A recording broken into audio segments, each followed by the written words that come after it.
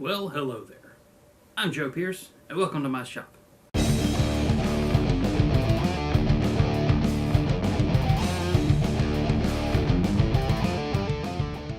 Today, we're going to make a gunstock war club, inspired by the Last of the Mohicans. Let's watch.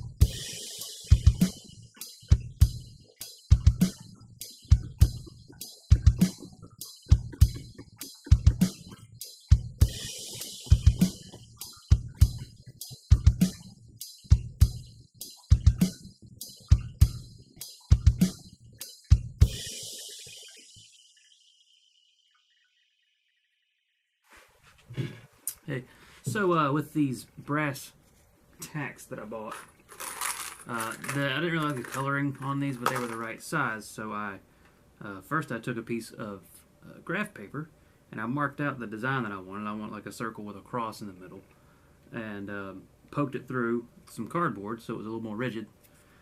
Then I took a little bit of steel wool and I wiped them down, made them look a little bit more weathered so they matched the rest of the piece.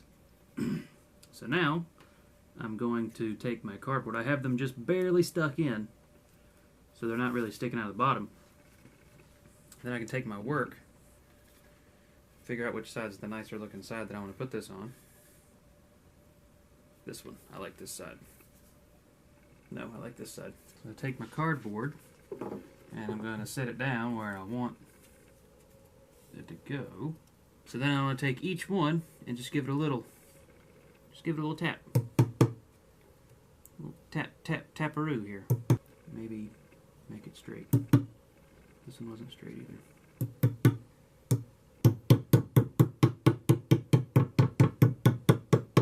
Now I can pull them back out. And I know where they all go.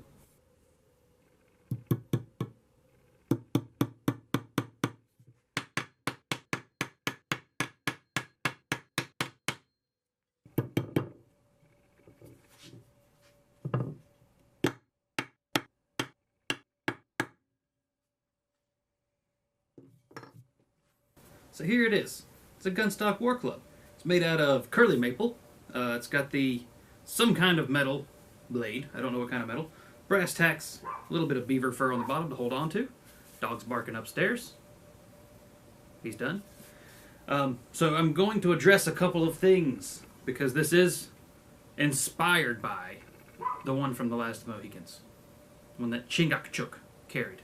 But it's not just like his. It's not exact. And I know that. And I'm going to address it here so that you don't have to in the comments. So first of all, his gunstock portion is at a little bit different angle. Alright? Okay, that's fine. His blade is coming out here instead of here. But on mine, the board that I had, this is the shape that fit, and this, to me, looks better here than it does there. Second, his is a little wider, and the tacks are here. I just wanted to put them there. I like it like that. His also didn't have beaver fur on it, but, you know, I wanted to put some beaver fur on mine, so. And the big thing, you know, normally at the end of a video like this, you'd see me, like, smashing stuff with it. I'm not going to do that. Curly maple, or maple in general, would be a terrible wood to make a blunt weapon out of. It's soft. It would break. If I wanted to make one of these to use, like I would need it these days, but if I wanted one of these to, like, you know, fight with and bash people's heads in and things, I would use a much harder wood. I'd use hickory or pecan or ash or something like that. So this one's going to hang on the wall. The blade is not steel. I think it's maybe brass or bronze or something. I took a grinder to it, and not a spark came off of it. So it's not a hard metal. This is just a blade that my dad gave me a long time ago, and it took me a while to find it. I knew I had it in a box somewhere, and I found it.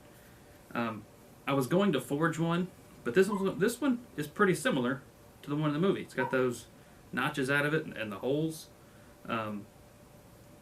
And I don't know how to forge yet. I'm learning. I was talking a little bit to some people about forging and decided that maybe my first like big forging project shouldn't be a knife or a blade. I need to learn how to move the metal better before I actually go to make a blade. So that's neither here nor there. That has nothing to do with this video because I found a cool blade. So here it is. I'm going to hang it on the wall and look at it with great pride. Again, inspired by Last of the Mohicans, but in no way a replica. Not a replica. Don't tell me it doesn't look like the one from the movie. I know it. It's blue like the one in the movie. It's not good enough for you? Alright. Anyway, thanks for watching. Be sure to subscribe if you're not. If you are subscribed, stay subscribed. And stay tuned. I'll have more videos eventually. Thanks. Have a great day.